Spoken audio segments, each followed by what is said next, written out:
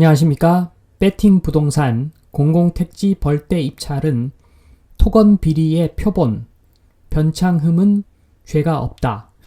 진행하도록 하겠습니다. 최근에 이런 기사가 떴습니다.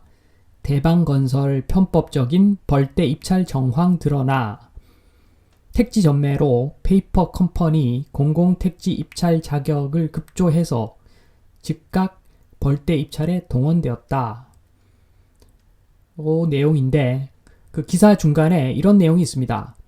담보 신탁 대출을 위한 택지 전매를 예외적으로 허용하는 공공주택 특별 시행령이 무더기 벌떼 입찰에 성공한 페이퍼 컴퍼니의 자금 조달 창구로 악용됐다는 지적이다.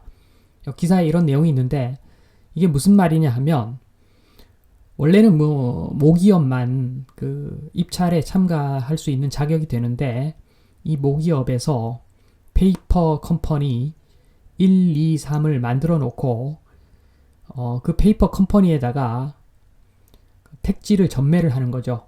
땅을 다 각각 팔아서 페이퍼 컴퍼니 1, 2, 3도 입찰을 위한 자격을 충족시켜 놓고 이 4개 업체가 같이 입찰에 참가를 하면 사실상 이들이 다 한 몸이기 때문에 낙찰 확률이 굉장히 높아지는 것입니다.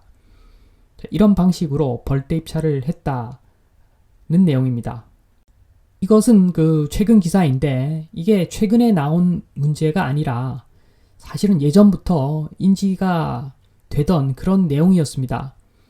그래서 잠시 계셨던 그 변창흠 장관, 국토부 장관이셨던 그 변창흠 씨가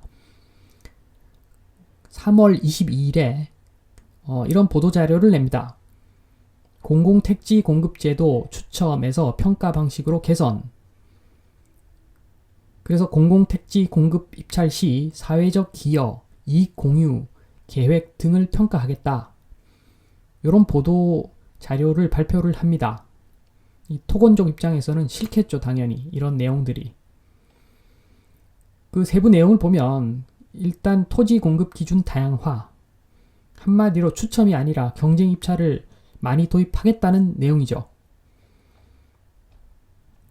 그리고 민간 분양 공공임대 소셜 믹스도 있는데 큰 내용은 아닌 것 같고 그리고 특이한 점은 개발사업 이익 공유 활성화하겠다는 내용에 보면 수익성이 좋은 사업 지구에는 그 일반 국민들이 참여를 해서 주식 공모를 해서 배당을 가져간다는 내용입니다. 그러니까 토건족이 이익을 다 먹는 것을 방관하지 않고 국민들도 참여시키겠다. 이런 내용이죠. 그래서 이 내용들을 잘 살펴보면 토건족들이 좋아할 리가 없습니다.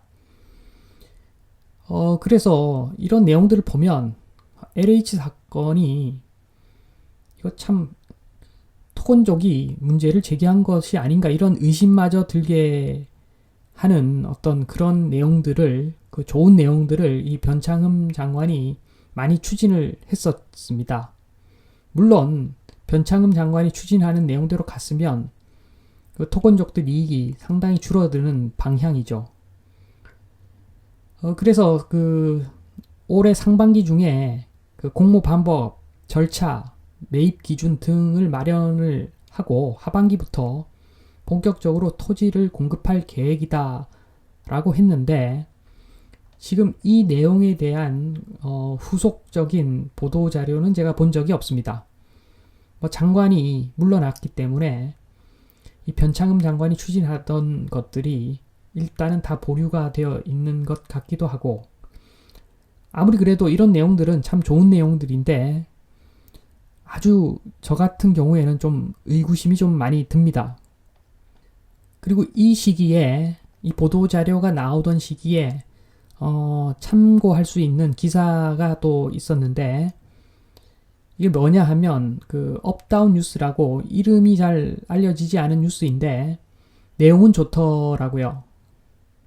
내용을 보면 우리나라는 1984년부터 그 한 2년 정도 빼고는 전부 다 추첨 방식으로 택지를 공급해 왔다고 합니다. 공공주택 지구 택지를 추첨 방식으로 2년 동안은 채권 입찰제 등이 시행되기도 했는데 결국에는 추첨 방식으로 돌아오는 그 사유는 그러니까 경쟁으로 가게 되면 비싸게 땅을 사기 때문에 주택 분양가도 상승할 수 있다.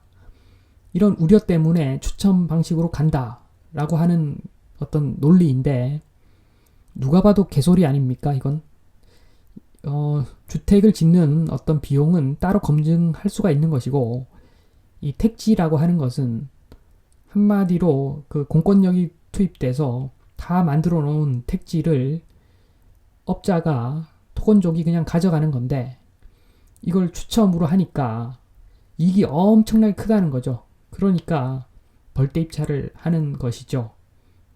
자, 그리고 이때 당시 나온 게 또 이런 내용이 있습니다.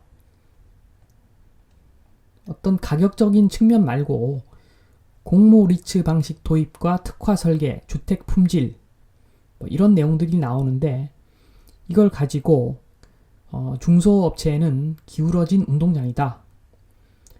대형 건설사는 우리의 기술력과 경쟁력이라면 충분히 승산이 있다. 이거 알고 보면 다 개소리입니다. 이거 다. 그러니까 지금 아파트라는 것이 아주 특별한 기술이 있는 것이 아니고 그냥 기껏 해봤자 평면을 잘 뽑는다 이렇게 이야기하는데 아주 제가 봤을 때는 제가 업계에 있었던 사람으로서 아주 개소리입니다. 이거는 100년도 넘게 이전에 만들었던 그 기술로 그냥 약간 변형해서 지금 계속 이어져 오고 있는 그런 것이 아파트 건설인데 아무 기술력이 필요도 없는 것인데 관리만 잘하면 되는 것인데 굳이 기술력 넣고 이런 문구를 넣는 것은 결국에는 이익 많이 남기겠다는 이야기입니다. 한마디로. 그러니까 기존에 전통적으로 써오던 어떤 재료를 쓰면 이익이 한 10% 남는데 새로운 것 이게 좋다 이렇게 막 하면서 새로운 거 도입하면서 새로운 게 도입하면 그 품이 안정해져 있기 때문에 이익이 50%도 남고 70%도 남고 한마디로 100원짜리 팔면 70원이 이익이 되는 그런 아이템들이 생깁니다. 딱 그런 것들을 위해서 이렇게 다 개소리 하는 겁니다. 한마디로. 주택 기술은 지금 보면 뉴욕의 그 빌딩들 보면 19세기 말에다 지어진 것들도 꽤 많습니다. 그때 기술로 지금 연장해서 먹고 살고 있는데 그게 무슨 기술입니까? 그러니까 그냥 영업 기술력 그런 겁니다. 그래서 지금 제가 말씀드리고 싶은 것은 대한민국의 현황인데 제가 일단은 제목만 일단 부르겠습니다. 1번인데 변창흠과 LH 사태 이재명과 화천대유 제가 해석은 내리지 않겠으나 토건과 관련된 것 같다는 느낌을 지울 수가 없습니다. 자, 2번 공산국가의 국가 위에 공산당이 있듯이 대한민국 국가 위에 토건족이 있을 수도 있다. 그러니까 여야 양쪽 아주 깊이 뿌리 내려 있을 수 있다는 이야기입니다. 모쪼록 대한민국이 이런 토건 프레임에서 좀 벗어나서 인구 절벽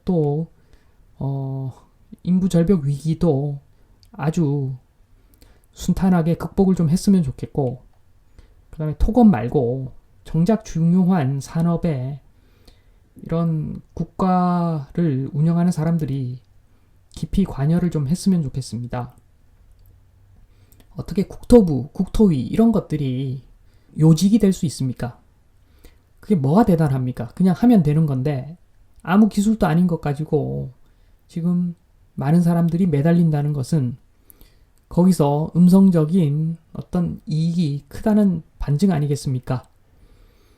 그러니까 바이오, IT, 5G 많지 않습니까? 정말 발전시켜야 되는 곳에 그 똑똑한 사람들이 좀 집중을 해서 우리나라 좀 좋아졌으면 좋겠습니다. 이만 마치겠습니다. 감사합니다.